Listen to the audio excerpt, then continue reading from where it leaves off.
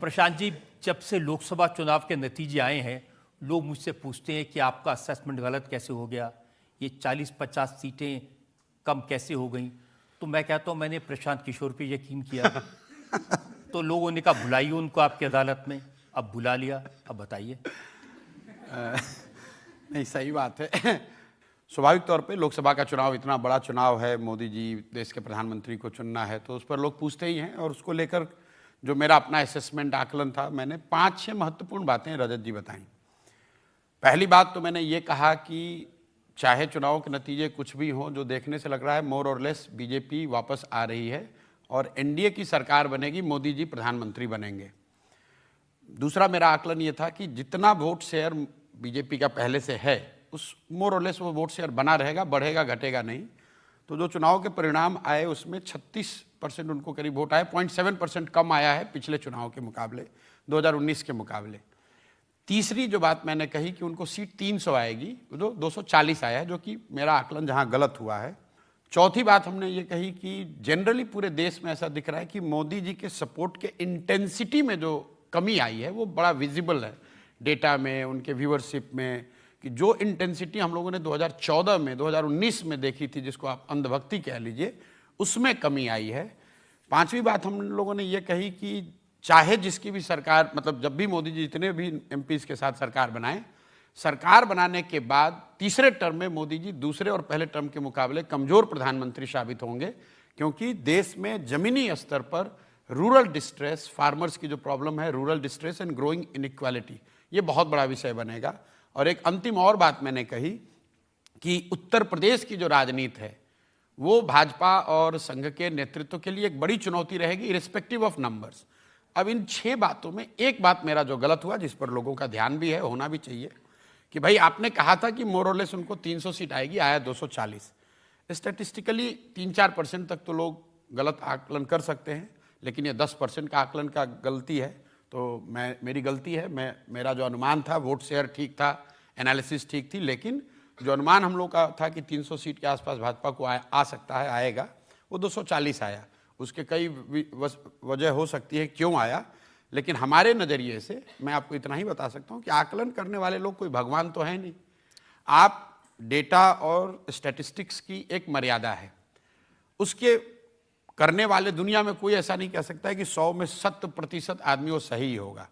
मैंने, जो लोग आज मुझे कह रहे हैं कि भाई आपने ये गलती करी, आप तो बीजेपी की मदद कर रहे थे, पब्लिक को गुमराह कर रहे थे, कुछ लोग ऐसा कहने वाले हैं। ये वही लोग हैं जो बंगाल में जब मैंने कहा कि भाजपा को 100 से कम सीट आएगी, तो हमारे चीयर लीडर थे, ताली बजा रहे थे। मैंने ये कहा कि भाजपा को 100 से कम सीट आएगी। अब भाजपा को 15 भी आ सकता था, 95 भी आ सकता था, आया 77।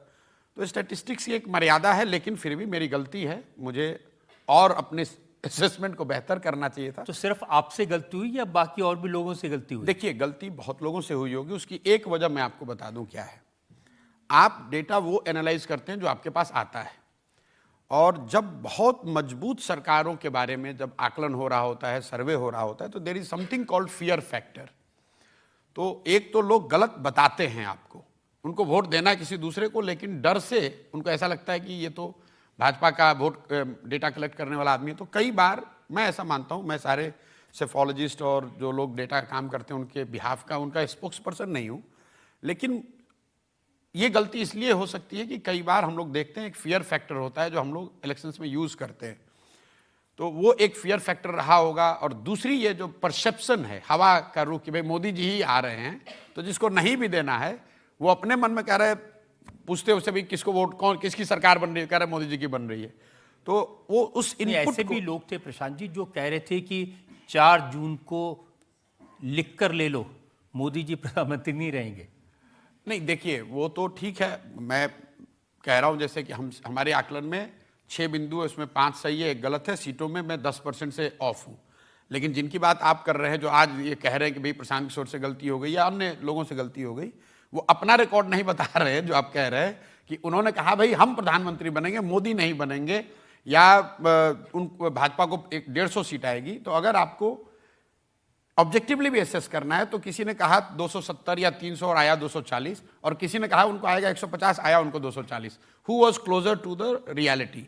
बट ये कोई वन अपमेनशिप वाली बात नहीं है, उनका अपना आकलन का तरीका है। मुझे मानने में कोई दिक्कत नहीं है कि भाई मैंने जो आकलन किया 300 का वो ठीक नहीं था, लेकिन जो ओवरऑल असेसमेंट है, और वो सिर्फ चुनाव से पहले नहीं, पिछले 5 साल से जितने भी इंटरव्यू मैंने करे हैं, हर जगह मैं ये बताता रहा हूं कि मोदी जी के सपोर्ट के इंटेंसिटी में कमी आई है। देखिए, असेसमेंट गलत हो सकती है, लेकिन आप तो राजनीति के जानकार हैं, अंदर बाहर सब जानते हैं।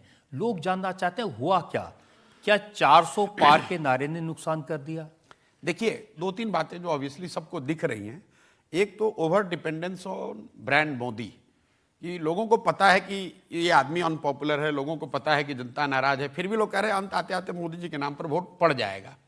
और कहीं ना कहीं 2019 में जो हुआ था कि कई लोग जो चुनाव हार रहे थे या बहुत टाइट बैटल में थे, पुलवामा के बाद उनको बड़ी बहुमत से जीत मिल गई, तो लोगों के दिमाग में दैट वाज प्लेइंग कि भाई मैं गांव में जा रहा हूं, मैं उम्मीदवार हूं भाजपा का, मुझे दिख रहा है सामने से कि लोग नाराज हैं, लेकिन मैं मान रहा हूं लोग गाली देंगे, नाराज होंगे, लेकिन अंत आते आते मोदी जी को वोट दे देंगे।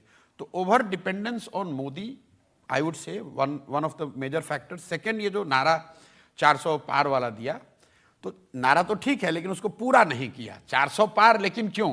अपोजिशन वालों ने उसको पूरा कर दिया कि संविधान बदलने के लिए और आरक्षण हटाने के लिए। इसका भी मुझे लगता है कि बहुत बड़ा, अगर एक क्रेडिट अगर अपोजिशन को आप देना चाहते हैं उनके स्ट्रेटेजी को या उनके कम्युनिकेशन को, तो एक चीज उन्होंने ठीक करा कि ये 400 पार वाले नारे को उन्होंने संविधान और आरक्षण से जोड़ दिया। संविधान से भी ज्यादा आरक्षण की जो बात हुई, उससे समाज के एक बड़े वर्ग को लगा कि भाई अगर इनको ताकत तो देनी है, लेकिन इतनी नहीं देनी है कि बिल्कुल ही इनकी। ये जो कैंपेन था 400 पार होगा तो आरक्षण चला जाएगा, संविधान बदल देंगे, बाबा साहब अम्बेडकर की बात पीछे रह जाएगी, इसका असर हुआ? बहुत असर है। और मुझे नहीं लगता है कि ये कोई ऑपोजिशन ने सोची समझी कैंपेन इस पर चलाया। ये हुआ ऐसे कि जब उन्होंने कहा 400 पार, तो भाजपा के कुछ जो बड़बोले नेता हैं खुद से उछल के कह रहे हैं कि हमें 400 पार इसलिए चाहिए कि हमें संविधान बदलना, हमें नया देश बनाना है, विदाउट रियलाइजिंग कि ये उनसे गलती हो रही है, और फिर ऑपोजिशन ने उसको कायदे से भुनाया।